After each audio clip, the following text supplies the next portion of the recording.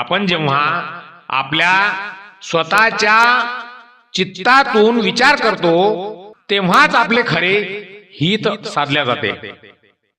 दुसऱ्याच्या सांगण्याने कधी माणसाचे हित होईलच याची शक्यता नाही. कदाचित एखाद्याने आपल्याला खूप चांगला सल्ला दिला, सांगितले, पण तुमच्या चित्तामध्ये तो सल्ला जर स्वीकार केला नाही आणि आपल्याच मनाने कार्य केले तर त्यात यश किंवा अपयश याचा परिणाम हा केवळ तुमच्या कर्मानेच असेल. कर्माचा परिणाम हा भोगावाच लागतो.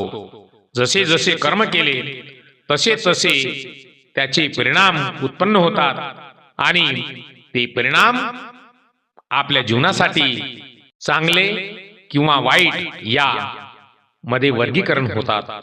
म्हणून नेहमी काया